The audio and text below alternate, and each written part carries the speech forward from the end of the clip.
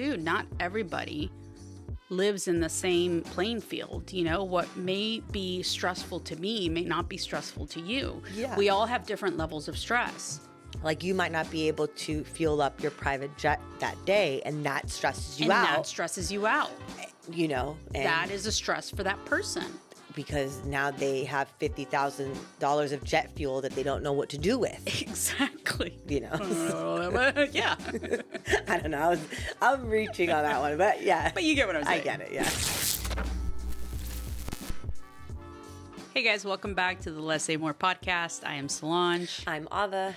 And today we have a lovely little episode that we're going to be talking about relationships. Good old relationships. Particularly clocking in to your relationship. Clocking in. Clocking in. It like, I'm thinking of the timestamp. Did you ever have a job where you had to Yeah, I do think the my little... first job. Yeah, my first job at the mall, I had to do that. You had to clock in? Yeah. I think I had one of those too. Like, I literally had to put the card in. Those were a pain in the butt because you couldn't have somebody else clock you in because... You used to have people do that for you? Well, like if you were like a minute late and you're running down the hall of the mall trying to get to the store. Yeah. I would be like, hey, so-and-so. But sometimes you couldn't do it because your boss was there. And they'd be like, see, you grab the card, put it in. You're a cheetah. Listen, Linda. All right. So we're going to talk about clocking into your relationship. Yeah. And we're also going to finish some of these Q&A questions that you guys sent us in last week. Yes, we are. So, Boo. Yes. What is clocking into a relationship? Because this was your topic. It was. I thought of it after having a conversation with someone about Valentine's Day and how their partner treated them on Valentine's Day. And she said, you know, we've been together for so long, and she was you could tell she was disappointed in the lack of effort that was put forth. And so I started thinking, like, you know, when you're with someone for so long, you tend to forget that you still need to put in effort into your relationship. And it is like clocking into work, because at work, depending on your job, I guess, my job, you have performance metrics you have to meet basically every day and then every month. So depending on how your month ends is how well you get paid. And if you are like me and you love money and you love the success and the ego of having a successful career, you push yourself really hard. Well, why don't we take that ego or that mindset and put it forth to our relationship, where we want our relationship to thrive and we want our significant other to, you know, sit back and think of us and be like, they're performing well. They deserve the raise, whatever the raise may be, you know, whether it's in the bedroom or a date night or something. Yeah. And I think we lose sight of that. And we don't know how to communicate it effectively, or we don't know how to receive the message. Because I think sometimes when someone tells you, you might get defensive, like, what do you mean? I'm busy and I'm doing all these things. But I think if you sat and you listened, like for Valentine's Day or for something, you came home from work and I said to you, oh, I got you a rose. It's in the kitchen. And yeah. You'd be like, what? Okay. And then if you tell me, like, well, you know, I wish you put more effort in it. And I said to you, well, I've been at work all day. Yeah, at least you got something. You know, and that's right. Yeah. And people kind of fall into that pattern, I think, when they're together for so long. And I think it's important that we learn to show up and be like, receive the information well. And feel comfortable enough to say, like, I'm lacking, or you're slacking here and you're not filling up my love tank, and I need you to fill it up by doing these things. And hopefully you have a partner that's willing to communicate. To communicate and to take that on and say, you know what, I'm sorry, I'll do better. Not a partner that just says, like, oh well. Because if that's the case, I'm going to tell everyone right now, leave that person, because life's too short to be stuck in something like that. But also, like, if you're putting yourself in that person's shoes, why are they still there? Obviously, Like the It's person that's not putting in the effort, or no, the person who is wanting the oh, why are they still love and there? attention, I guess, is what I would say. I mean, I am assuming that that person is also putting in their fair share into the relationship and is not being met with the same amount of love and attention to the relationship. Yeah, I think so. But I think sometimes um, when you try and you're not receiving, then you just stop trying, and then you kind of avoid having the conversation because you might feel like, Well, also, do you think it's because you think that if you say something, it will start the process of the relationship ending and maybe you're not ready for the relationship to oh, end? that's a good way of thinking it. I don't. I've told Fernanda before, and it wasn't easy at first because Mhm. um, years ago, Fernanda wasn't very receptive to constructive criticism Yeah. on how she was as a partner. And then later on with time, and especially with marriage, she's become more receptive of it. Same goes for me. She's told me before that I lost my romantic spark. And it was kind of like a wake up call for me because I got too focused in my job because I there was a point where it was harder to close deals than it was before Mhm. because the economy and how everything is, it's harder. Mhm. um and now that it's I kind of feel like I've gained my confidence back again. Mhm. It was a good wake up call for me to like snap out of it and take her on the date nights and not be so bummy if I were to take her out, and to put more effort into things. And I think that I was receptive because I didn't want to lose her to someone else. Not saying that Fernanda was going to cheat on me, meaning I didn't want her to look at another relationship or another person and say, Mhm. I wish Ava would do that. I wanted to remove the I wish to I'm so happy Ava does that for me, if that makes sense. Yeah. Yeah. I mean, everybody has different needs and Yeah. desires and wants out of your partner, but I do think that having uh I guess you would say a very open and honest conversation with your partner about what your needs are and when that person is having some form of challenge in their life and they start slipping Hmm. and you are not having that need met, you can voice that and say, "Hey, like I'm over here, Hmm. I'm feeling neglected, or I'm feeling this, or I'm feeling that," and always lead with the I am, Hmm. and not like you're not doing this and you're not doing that, because that never ends well. You should never the point the finger at Right. anybody, right? Like you just speak from a place of like what you're feeling. I think that at that point you can put that out there. And if your partner, which I can also see your partner at that time probably not wanting to even like almost being like, oh, something else that's Yeah. been put on my plate. Yeah. But I think that if you are trying to have a healthy relationship and trying to keep this relationship for the long haul, have the uncomfortable conversations, because at the end of the day, that's what's going to make the bond stronger Yeah. and the relationship last longer, or if indefinitely. Because if you're able to be open with one another and tell each other where the other person is falling short, then you can course correct and continue to move in the path of longevity versus not saying anything. And then you continue to grow apart and you continue to grow in that sort of resentment, Right. right? Because now you're resenting your partner for not seeing what they should see, or for not saying what they should be saying, or for not handing you the rose Right. and saying Happy Valentine's Day, my love. Like, those are the things that I think matter long term over time. and watering, like they say, like water Yeah. your grass or it's going to fucking die. It's the same thing. But I understand that it can get difficult and things happen in life where sometimes your partner's going to fall off the wagon. But I think being gentle and loving and kind to them when they do that and kind of course correcting them is okay too, because you have needs that need to be met as well as they do, Yeah. right? Like if your need was financial, then I understand that, but I also have a need that is your attention. Right. So I expect you to, just as much as you love making money, love me and making time for me.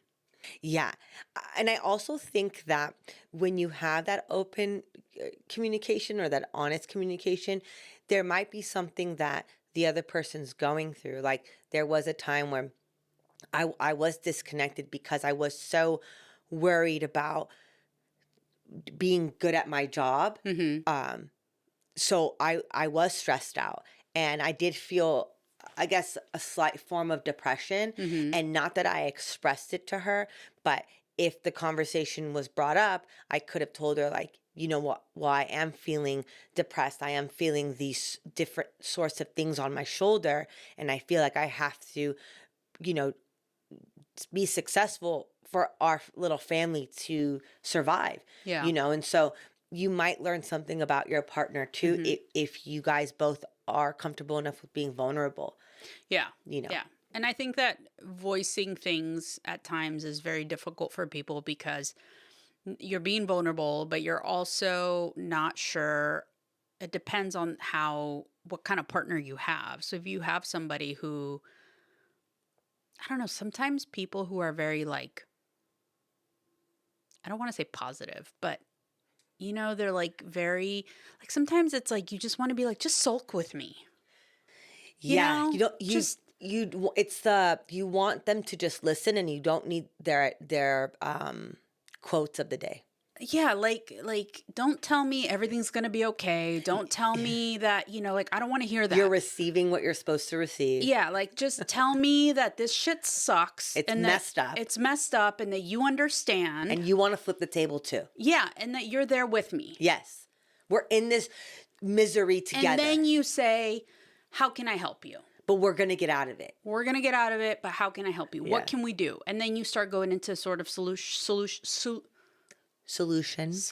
mode, but in a more constructive way.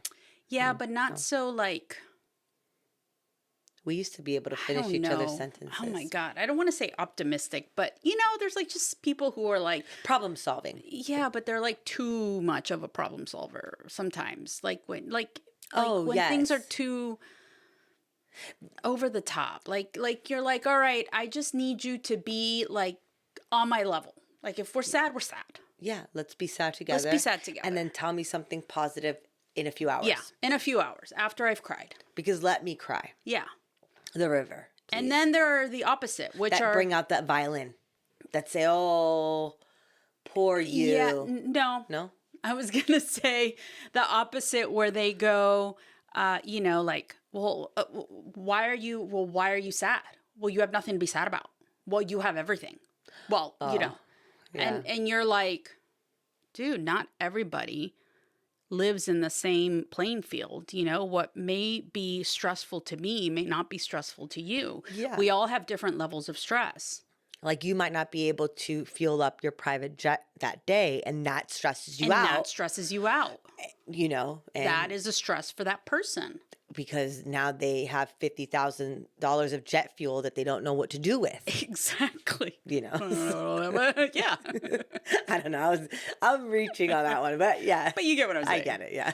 But as far as like in the terms of seeing it as a job, I don't necessarily think you should see your relationship as a job, but I do understand what you're saying as far as like looking at it as a job, as like you're clocking in to do the job, to show up for the person, because your payment is love, attention, partnership, a family, that's the payment that you receive for the time and effort you're putting into it. When I say job, I don't mean it like you're going to something you hate. Yeah. I'm talking about like your dream job Yeah. because in my head, whoever you spend the rest of your life with, whether you're married or you're not, that is your dream that Yeah. you want, right? Yeah. So when you have a dream job, you put in a different sort of effort. Right. Right. And you love what you do and it's rewarding. So give back to your relationship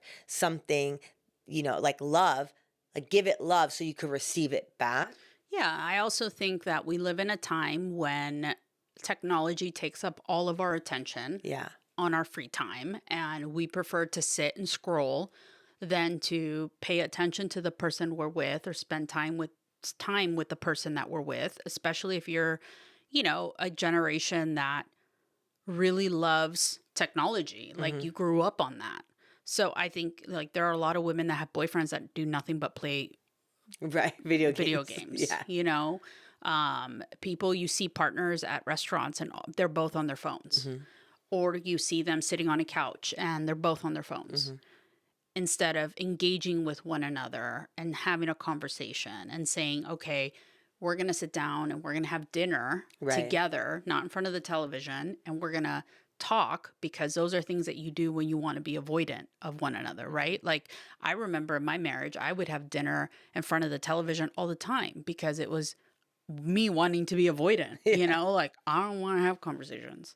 So I think that it's one of those things is that like showing up, being present, but also putting in the time and effort into the relationship. If you're going to sit on the couch on your iPad all day long, Right. and not raise your eyes to sit at the table and participate with your partner or do something or go somewhere, or, over time that starts to make the other person feel Alone. alone. And I think that there's a time and place for everything. Like I get people, might want to scroll on the social media for a little bit, but read the room. If you come in the door and the first thing you do is that, Yeah. And you don't engage with your partner at all, then what ends up happening is then your partner gets used to that. And then they say, okay, well, they don't care to know how I'm doing. So I'm going to keep it to myself. I'm going to keep my success to myself and my problems to myself, or I'm going to seek it in like a friend and only tell my friends, and you're not going to know anything about me because you don't care to.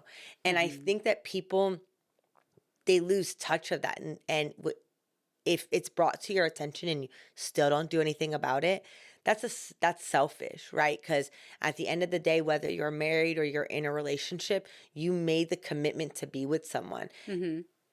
Be with someone. Literally just be with someone and too. it's just even the little things like getting like if you are somebody who sends your partner a text, right? You don't live together. You send your partner a text every morning. Good morning. How are you? Right. How do you feel? How did you sleep? Those are things that show that you care and you love them, right? Even if I didn't live with my partner, even if I lived with my partner, I would ask them the same question every morning. How are you? How was your day? Those are things that you ask, whether it's in the morning or at the end of the day. And that usually strikes up a conversation. Right. Even if you don't speak throughout the day or you do speak throughout the day, I think also what happens is people end up being in these really long-term relationships and you spend so much time together or you're with your partner all the time that then you have nothing to talk about. Right. And at that point, it's like, okay, I do honestly believe that the absence makes the heart grow fonder, in the sense that give yourselves some space at times, go somewhere for the weekend with your friends, or, if you work, you don't work at home, or you have your separate working spaces, or, spend time outside of the home for a period of time, like each of you going to do your own things with your own people. Yeah. Because at that point, you also create more to talk about. Yeah, because then you come back from the event and you're able to say like, oh my God, I had so much fun, or I didn't, or this happened. Because at the end, you do gossip with your partner. Yeah. You do. All the time. All the time. And that's who you probably gossip with the most because it's the safest person to gossip with, right? And you want to have those sorts of things to talk about. But Yeah. if you constantly feel like, God, I don't want to piss them off, Or I can't or communicate I with can't them. communicate with them, then you do pull away. You naturally pull away. Mm-hmm. And then what happens is then the partner says, well, you never talk to me. Yeah. But it's like, oh, but did you realize why I never talk to you? Well, it's because you made it a norm for me Yeah. not to talk to you. Or if they are like explosive people, Yeah. who can't stay calm, Right. like they just explode and everything is like almost like an attack to who they are. You're just like, whoa, all I'm trying to do is have a conversation with Right. you about how I feel. I'm not attacking you. I think that at that point it starts to, make you almost push away a little bit. So at that point, you also have to have a conversation with them and say, hey, listen, how can I speak to you so that you don't feel like I'm attacking you? Yeah, like take the gloves off. I'm not Yeah. your enemy. Like you're Yeah. safe. Like how Yeah. can we have a conversation? Because we all have traumas. Right. And everybody's trauma is different, right? So I can speak to you in a certain manner and I think I'm sweet as candy. Right. And you must think that I'm the devil. You're like, oh my God, you're attacking me. You're raising your voice. You're this, you're that. And I'm like, no, I'm just passionate. I'm just Latina. Like, I don't know, Right. like I'm just being me. And I really don't think I'm doing anything harmful. I Right. think I'm having a very clear and honest conversation with you and I'm being very kind. So at that point you say, okay, well, what are your triggers and what is it that I say or how would you like me to speak to you? And this is how I would like you to speak to me so that we can have these conversations and we can have a healthy relationship and we're not throwing things at each other. We're not fighting. We're not screaming. We're not getting physical. These things aren't happening. I do think that a lot of relationships hit a mile mark. And if you are not putting the effort into it, things get very monotonous and they get very mundane and you're kind of going through the motions and you don't really put the effort and the energy that you did in the beginning because you assume that that person's just going to be there. Yeah. And that is the worst assumption you can To think make. that the person's going to be there. That is if you're not watering the grass. Yes. There is something that I would like to say to your point of like the traumas and then asking the person like, how would you like me to approach you? I agree with that, but there is a part of me that thinks I have my own traumas, right? I've had to deal with them through therapy. I've had to deal with them through myself. My traumas are not your problem, right? So I need to, or I've had to man up and pick myself up from the ground numerous times and work through it, right? Whether through my friends, if I come to you and I say, this happened to me, and then you give me advice and, because friends, I do believe can be your therapist as well. So sometimes I do think that people who have trauma at some point need to figure it out because not everyone is going to want to dance or like walk on eggshells. Oh, 1 Do you get what I million mean? percent. Like you got to figure your crap out too. Yeah. Well, that's what that happens over time and over growth in life. And as you grow as a human being, you hope that you put the time and effort and energy that goes into mending your traumas and learning how to live with them and course correcting your behavior, because that's a you problem, right? Like that's a you solution too. Yes. So I know people who have had traumas in their life and they don't put in the time or effort to want to fix it. They don't want to go to therapy. They don't want to make those changes. They don't think anything's wrong with them. They think it's everybody else. They think it's everybody else. Everyone else. And I'm like, do you realize you're the common denominator here? Right. You are the one who's lost everybody else around you. You don't think that the problem is you and your traumas and the things that you have been through in life, which you have every right in the world to have these traumas and these thoughts and reactions to things, but you have to work through them. Yes. Like you get to a point where you're like, all right, you're a whatever year old person. You're not 15, you're not 12, you're not 10. Like, you got to get to a point where you start to work through it, and you have to put in the effort, whether that's going to therapy or going to groups or, trying to. I personally think that the only way you get through those things is by going to therapy. I do not think that in any kind of therapy, there's a million different kinds of therapies. I don't think that you can work through traumas on your own. Yeah. I think that it's something that you have to do with a professional who can help you kind of guide you through it and process the things that happened and help you kind of overcome them, or maybe even just find a way to deal with it and recognize your triggers. Yeah. And to take accountability for them. I think the lack of accountability too is something that's important, because if you're not taking accountability and your partner is noticing that you're not, and all they want is for you to acknowledge that you did something that, But sometimes they don't even realize that they did anything wrong. So how do you take accountability for something that you don't think you did wrong? That's true. That's know. where things get tricky, right? So at that point, that's why couples therapy is a thing, or because your therapist could be saying, yeah, I'm hearing your side of it, and you're absolutely right, Yeah. but they're not hearing their side of it. Right. So it's like you have to be open enough to be able to understand that there are multiple layers that go into a person and how they become who they are. And that's through the traumas and the experiences that they have in life. And they bring all of that into the relationship. Like, you bring yourself, but you also bring everybody and everything else that's ever happened to you in your life. But you need to figure that out so that you are a good partner. Like, you need to figure that stuff out. Like, it's not, your partner isn't your punching bag. And No, gotta, never. You got to figure that out, because it's unfair to people. And then it shapes you, because you start to accept certain behaviors, and through acceptance, you could put up a wall, and it might make you feel like you aren't being your authentic self anymore. Right.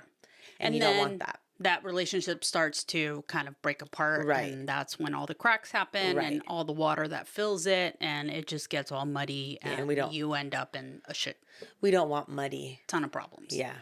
Yeah, I definitely think that putting the time and effort into a relationship is really important, and also having an agreement on, like, what holidays are we going to celebrate? What is important to you? Like, is Valentine's Day important to you? Because it's not important to me, but if it's important to you, I'm going to make the effort for you. Right. Like, is Christmas a big thing for you? All right, babe, we're going to do Christmas. I think birthdays are huge, and you always spend the birthday with your partner if you can. I mean, I know sometimes you can't because things don't, but you make an effort. You celebrate it when the person is there. I feel like a birthday is always something that you should spend with your partner. And a birthday is, not only should you spend it, but you should make it special. Yeah. And you should, be able to know how to make it special. And if you don't, I'm talking from personal experience, Google it. Yeah. Go on Reddit. Get ideas. Like figure, in life, you need to figure things out. Yeah. Like, you can't just, I didn't know. I don't know what you like. You're hard to please. Figure it out. I think one of the biggest turn-ons for me is when people, like, partners will be like, for your birthday, they'll be like, don't worry about it, babe, I got it. Yeah. And you just show up. Yeah. Or they pick you up and they take you for this beautiful day, or they'll ask you for an opinion, right? Do you prefer to go here or here? Right. But they make the decision. They make the reservations. They make the effort. They talk to your friends. They talk to your family. They put everything together for you. I think that is such a turn on to me. Like, because then you just chill.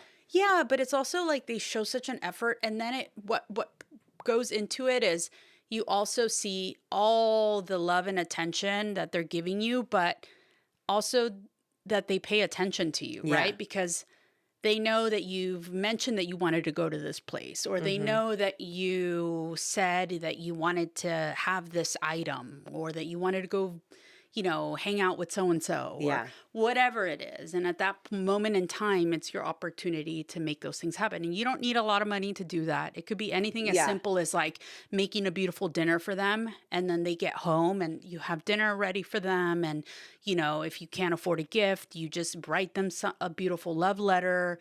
You write them like whatever their age is, however many reasons as to why you love them. I've done that. But I think that just different little things. I think it's a nice little touch to just let them know that they're loved. Yeah, I agree with you there. All right. I think we've talked enough about Clocking in. We're going to move on to some of the Q&A questions. Alva, you want to bust out your phone? Yeah, I do. Okay, so my phone is busted out. So the question is, it's about breakups. Okay. Mutual friends, who gets what? And is it different in a lesbian relationship? I think it gets a little trickier in a lesbian relationship. Me too. Because I have straight friends and they don't bring their husbands to the groups. You know what I mean? The group gatherings. We had a straight friend that brought her husband. Yes, we did have a straight friend that brought her And husband. he became all of our friends. But if they broke up, we would not be his friend. Or wait, we would, I don't know. We are his friend. We are his friend. But I don't think that. Okay, this is the way I see it. I think that was a special. I don't think most people are like that. Most heterosexuals. I mean, he was a part of the girls. Yeah, he really was part of the girls. I think like I think with lesbians it's different because you are all in a group of friends and you're all women and everybody becomes kind of close to one another just at some degree, right? Unless they're all couples.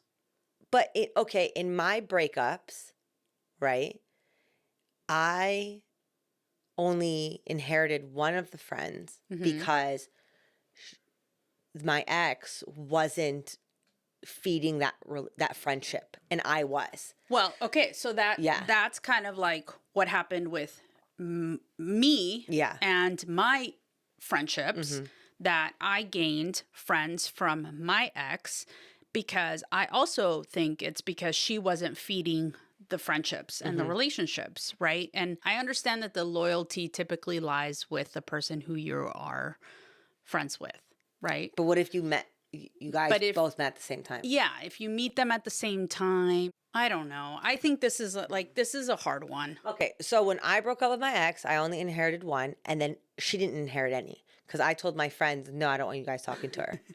And see, I've never told anyone that they're not allowed. I have no shame in my game. I take it back. I did.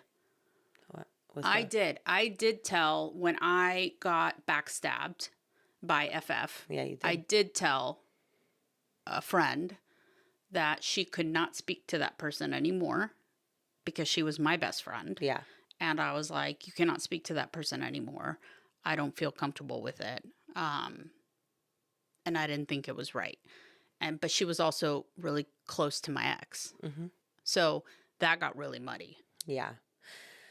Yeah. I think now, I have no shame in my game telling my friends, no, you're my friends. And I don't know. See, now at this stage of my life, I don't know that I necessarily. But you're not in that situation. I'm not, but I was in that situation, and I made a closer connection and friendship with a group of friends that I was brought into. Yeah. And I nurtured those friendships and I grew close to them, and my partner didn't. So I also, though, never gave anybody an ultimatum and said, you can or cannot be friends with so-and-so, right? But they chose on their own, at one point, I think they were even still friends with both of us and hanging out with both of us separately. And then at some point it kind of ended, But I never said you can't be friends with her or you have to make a choice or like I don't think I would do that. I, I mean, now, God forbid, Fernanda and I didn't, knock on wood, didn't work out. I wouldn't talk to any of her friends. Would you still let me go get my hair done with her? Depends on why we broke up. Let's say the worst kind of way. No, you better find a new hairstylist. No, Damn it. you, Priscilla, all of you, none of you would be able to go to her anymore. But I mean, I'm trying to think of all her friends. Out of respect for Fernanda, I wouldn't speak to them. I mean, we're cool now, but I wouldn't, because I would find it disrespectful to her to still talk to them. Like if I called up Linda, like why would I need to speak to her best friend, or why would I need to speak to Lori, or to I'm like name dropping all her friends. I mean, they do call you though. Her friends call you. Yeah, they call me, but Sometimes they call you because they're looking for her. yes, that's the thing. Her little friends will call me and they'll say, "Where's your wife?" At work, or like she's not answering, Or they need a wise person to speak to. yeah. And I think Right? Fernanda needs to I'm wise. Wise. Okay. Yeah. I'm By wise, I mean older. You're so rude to They're me. like- Elderly abuse. I need this is something an elderly person would know. Let me like- call Ava. Yeah, you know what? I do think Can't call Fernanda. I do think I'm getting. I do think I'm being used for my age now. Yeah. The next time they call me, They're gonna start calling you for that. What is it? The citizen discount? senior citizen Senior discount. You citizen jerk. discount. I'm not even at that age yet. I know. And I'm not. And I wouldn't give it to them. I'd be like, no. I'm at Denny's. Can I get your phone number? First of all, if they're at Denny's, don't call my phone. I was trying to think of places that still do it. IHOP. Oh, yeah. Usually it's the diners. You are not nice. Yeah, I mean, yeah. So the mutual friends thing, I think it gets muddy. But in my situation, I kept my friends. She wasn't getting any of them. They're mine. I am possessive over my friends. All right. Next question or statement. I think it was a question. Next question. Deal breakers. What are our deal breakers? Yeah, one of mine is if you can't cook. That's a deal breaker for you? Yes. How am I going to eat? Your two hands? I don't want to always cook. I want to be cooked for. Okay. I love a home cooked meal. All right.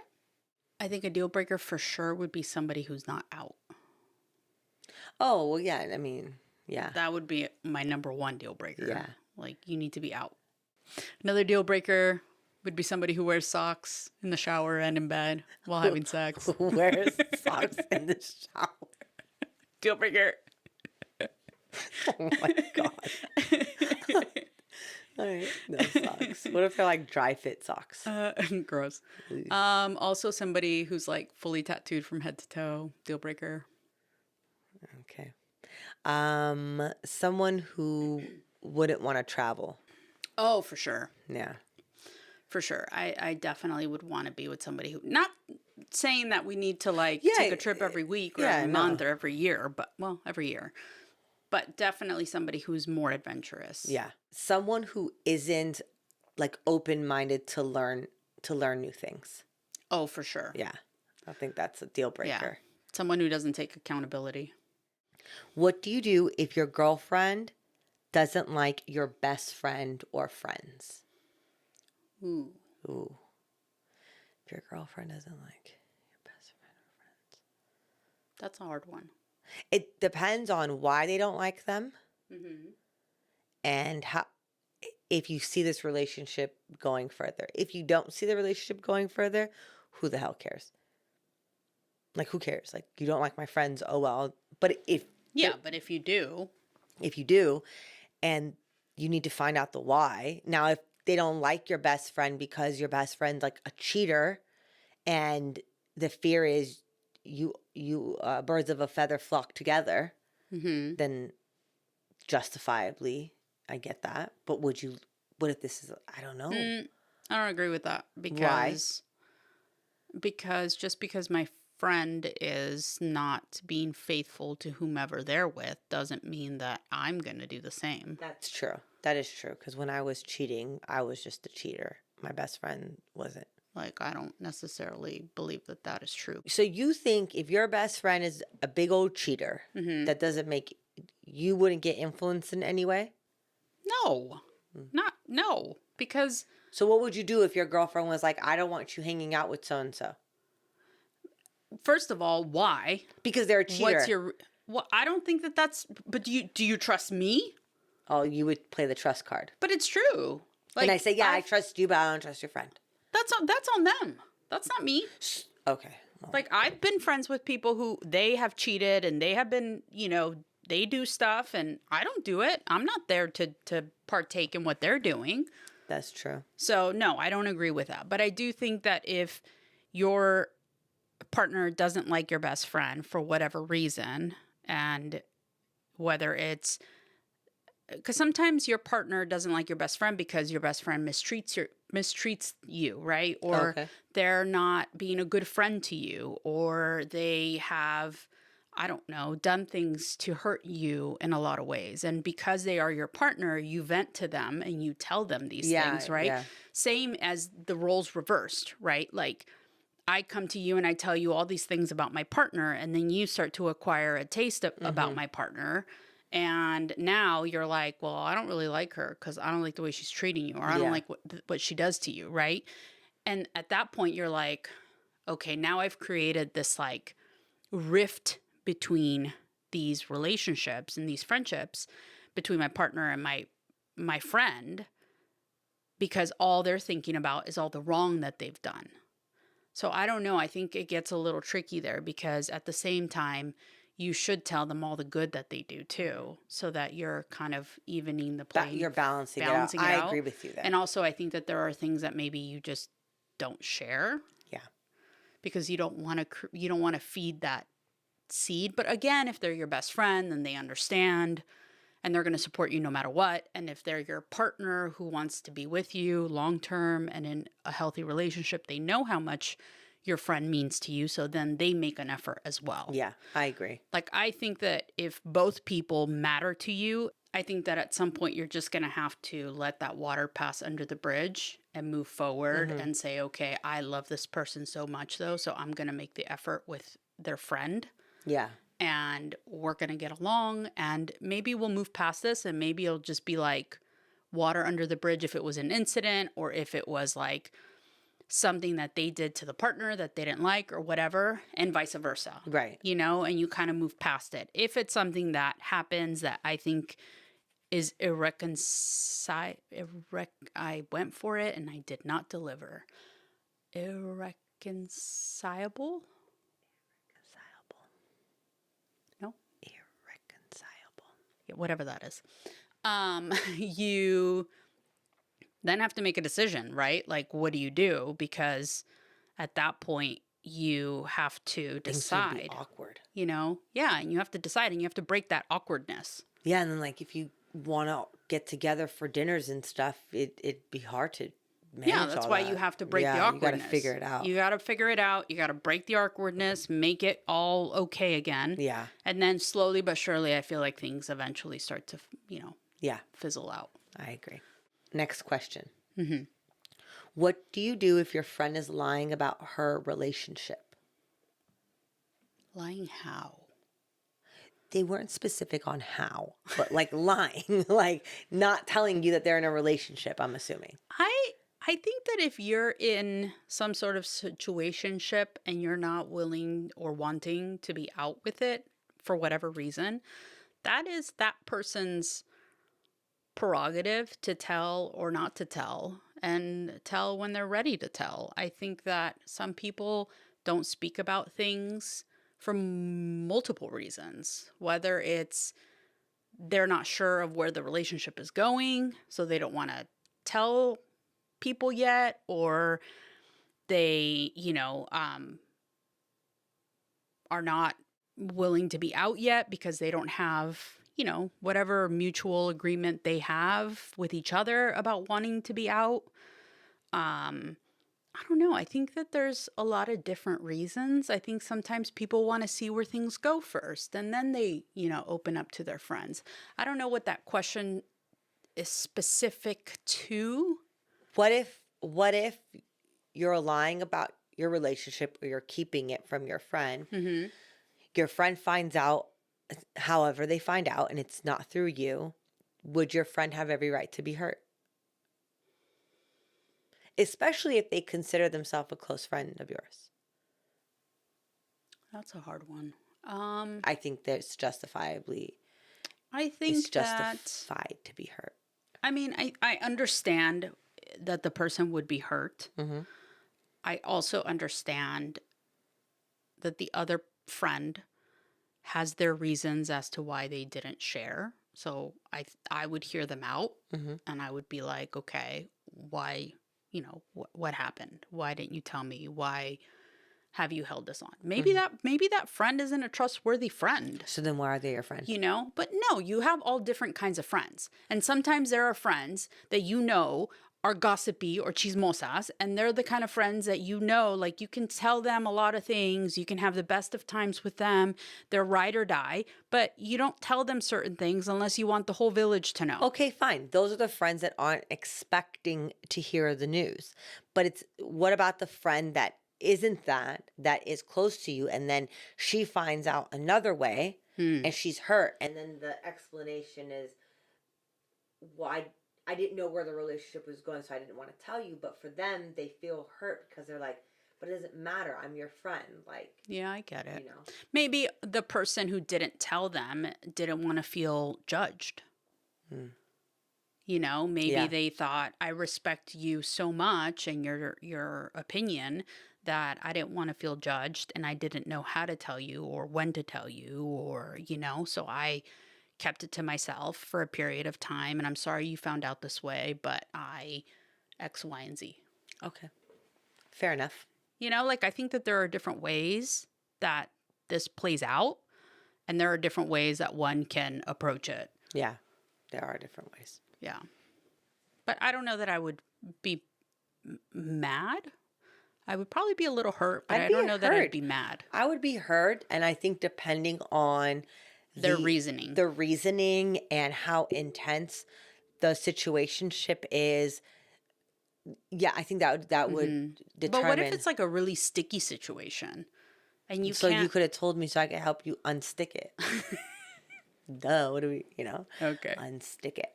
Okay. All right. All right. We're going to wrap this episode up here.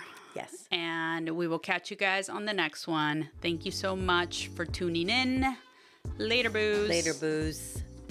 Thank you so much for listening to this episode of the Let's Say More podcast. If you can please show your love and support by writing a review on Apple Podcasts, rating us on Spotify, and of course, spreading the word and sharing us with your community, we would greatly appreciate it. The Let's Say More podcast is produced by yours truly, Solange Aurelio, and Ava Mozafari, and edited by myself as well, Solange Aurelio.